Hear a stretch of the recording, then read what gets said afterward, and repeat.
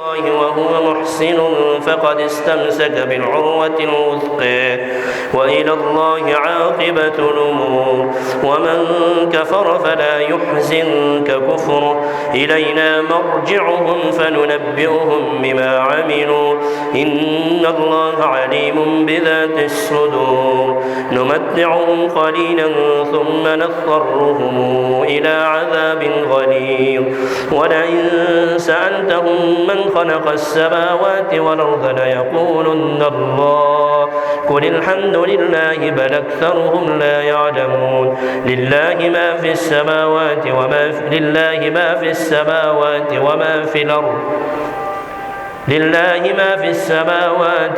في الأرض وإن الله سميع عليم.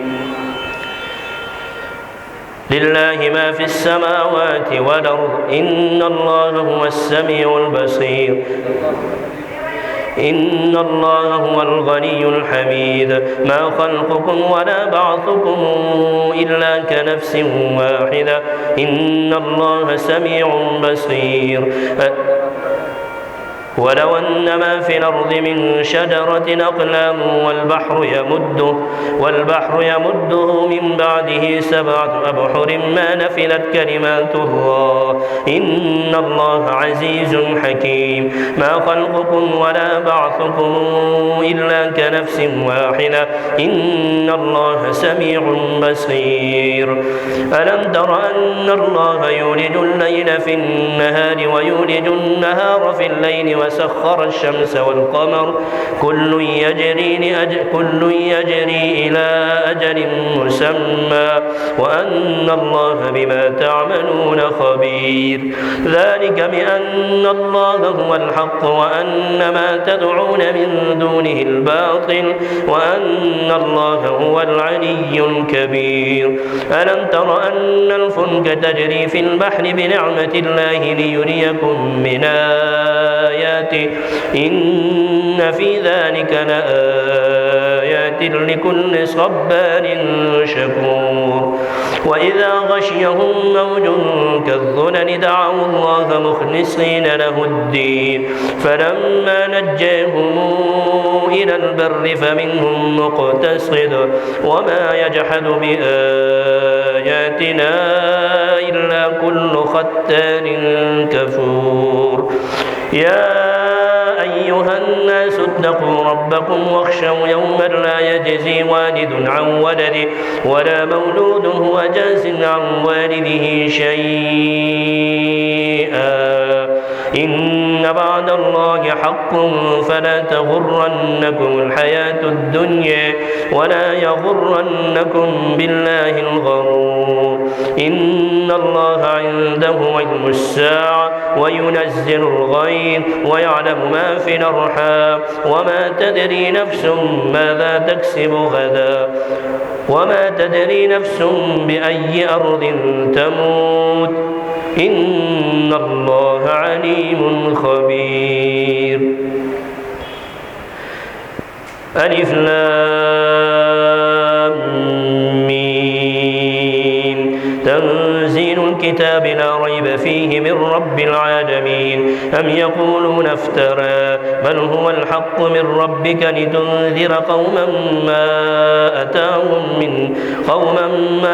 أتاهم من نذير من قبلك لعلهم يهتدون. الله الذي خلق السماوات والأرض وما بينهما في 6 أيام ثم استوى على العرش ما لكم من دونه من ولي ولا شفيع أفلا تتذكرون. يدبر الأمر من السماء إلى الأرض ثم يعرج إليه في يوم كان مقداره 1000 سنة مما تعدون. ذلك عالم الغيب والشهادة العزيز الرحيم الذي أحسن كل شيء خلقه وبدأ خلق الإنسان من طين ثم جعل نسله من سلالة من ماء مهين ثم سواه ونفخ فيه من روحه وجعل لكم السمع والأبصار والأفئدة لعلكم تشكرون وقالوا أإذا ضللنا في الأرض إنا لفي خلق جديد بل هم بلقاء ربهم لكافرون قل يتوفاكم ملك الموت الذي وكل بكم ثم إلى ربكم ترجعون ولو ترى إذ المجرمون ناكسوا رؤوسهم عند ربهم ربنا أبصرنا وسمعنا فارجعنا نعمل صالحا إنا موقنون ولو شئنا لآتينا كل نفس هداها ولكن حق القول مني لأملأن جهنم من الجنة والناس أجمعين فذوقوا بما نسيتم لقاء يومكم هذا إنا نسيناكم وذوقوا عذاب الخلد بما كنتم تعملون إنما يؤمن بآياتنا الذين إذا ذكروا بها خروا سجدا وسبحوا بحمد ربهم وهم لا يستكبرون الله أكبر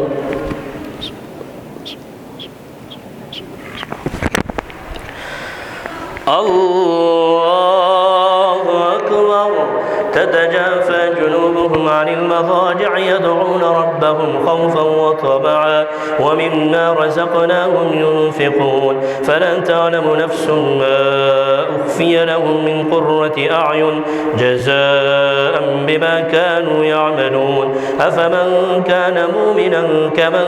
كان فاسقا لا يستوون أما الذين آمنوا وعملوا الصالحات فلهم جنات المأوى نزلا بما كانوا يعملون وأما الذين فسقوا فمأواهم النار كلما أرادوا أن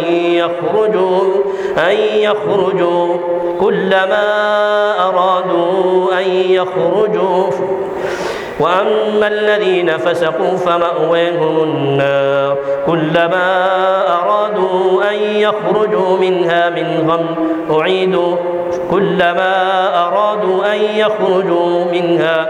أعيدوا فيها وقيل لهم ذوقوا عذاب النار الذي كنتم به تكذبون ولنذيقنهم من العذاب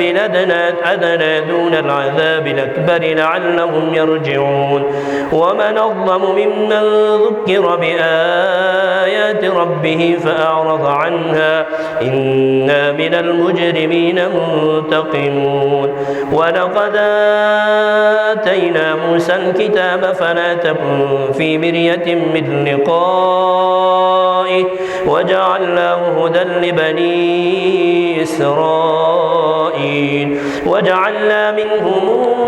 أئمة يهدون بأمرنا لما صبروا وكانوا بآياتنا يوقنون إن ربك هو يفصل بينهم يوم القيامة فيما كانوا فيه يختلفون أولم يهد لهم كما أهلكنا قبلهم من القرون يمشون في مساكنهم إن في ذلك لآيات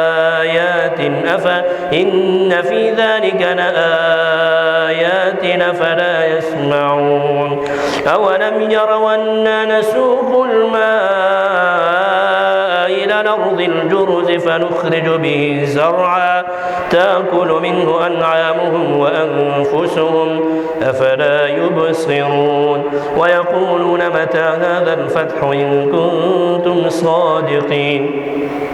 قل يوم الفتح لا ينفع الذين كفروا إيمانهم ولا هم ينظرون فأعرض عنهم وانتظر إنهم منتظرون الله أكبر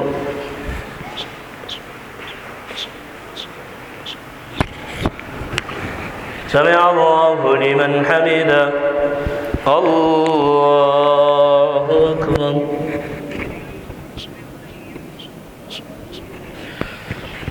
الله أكبر الله أكبر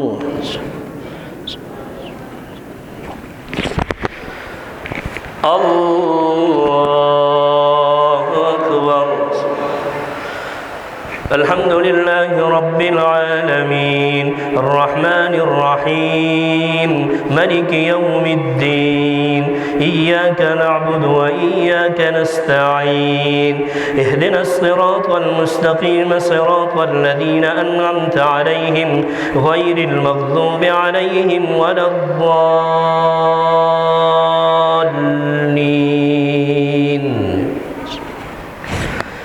يا أيها النبي اتق الله ولا تطع الكافرين والمنافقين إن الله كان عليما حكيما واتبع ما يوحى إليك من ربك إن الله كان بما تعملون خبيرا وتوكل على الله وكفى بالله وكيلا ما جعل الله لرجل من قلبين في جوفه وما جعل أزواجكم اللائي تظهرون منهن أمهاتكم وما جعل أدعياءكم أبناءكم ذلكم قولكم بأفواهكم والله يقول الحق وهو يهدي السبيل ادعوهم لآبائهم هو أقسط عند الله فإن لم تعلموا آباءهم فإخوانكم في الدين ومواليكم وليس عليكم جناح فيما أخطأتم به ولكن ما تعمدت قلوبكم وكان الله غفورا رحيما النبي أولى بالمؤمنين من أنفسهم وأزواجه أمهاتهم وأولو الأرحام بعضهم أولى ببعض في كتاب الله من المؤمنين والمهاجرين إلا أن تفعلوا إلى أوليائكم معروفا كان ذلك في الكتاب مسطورا وإذا أخذنا من النبيين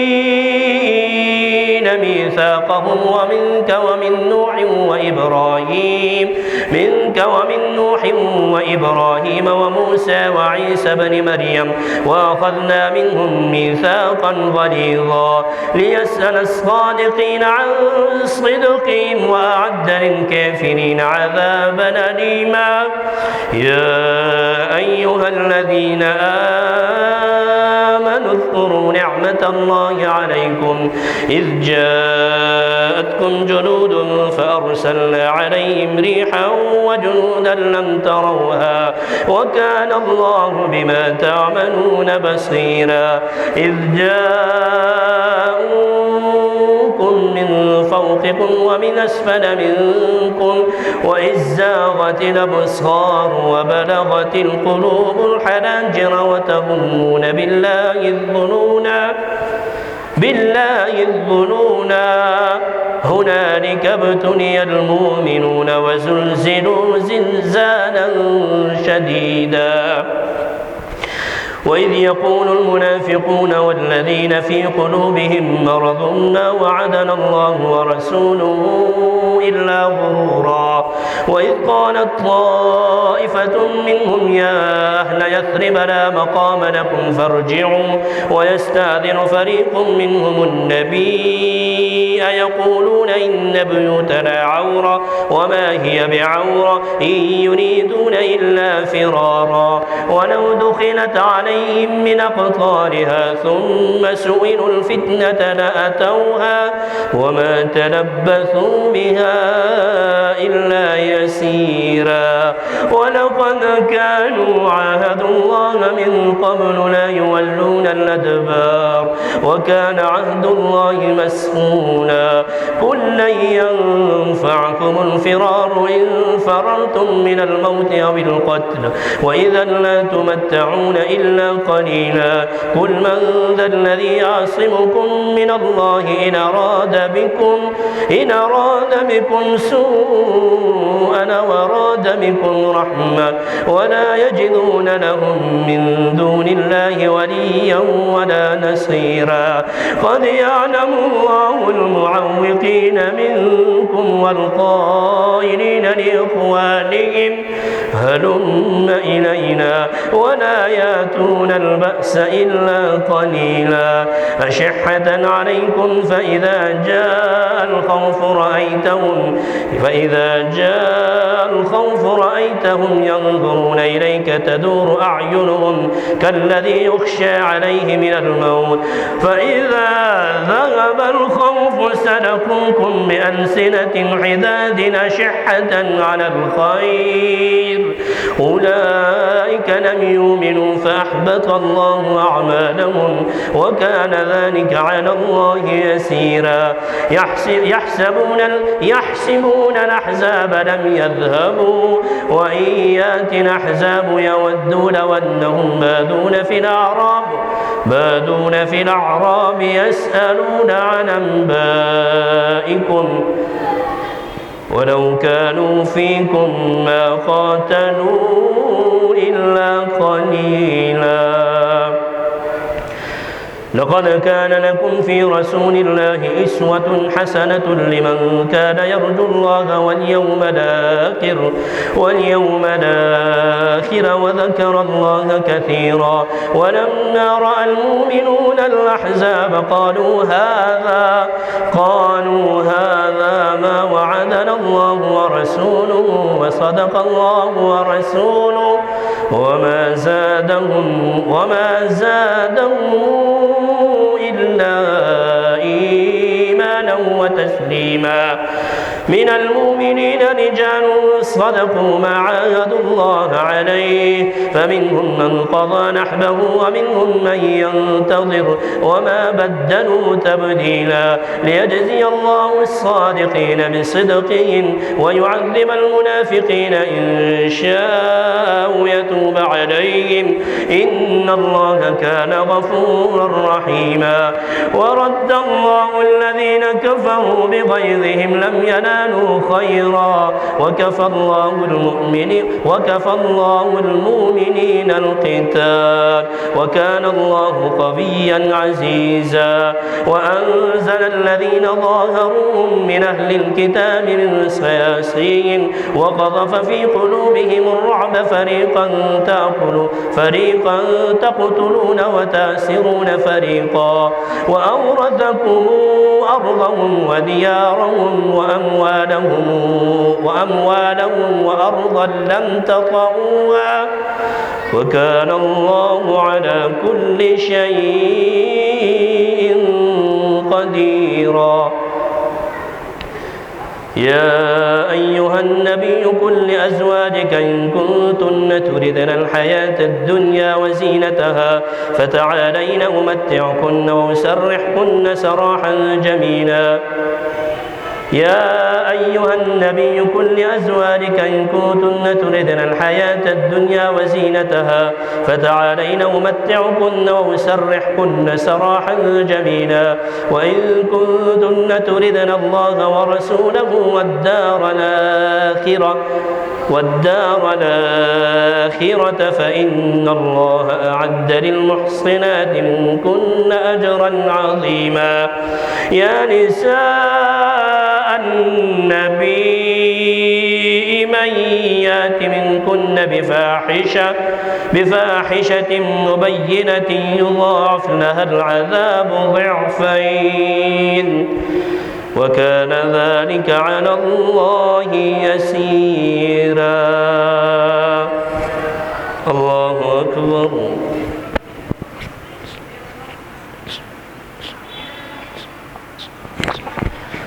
سمع الله لمن حمده.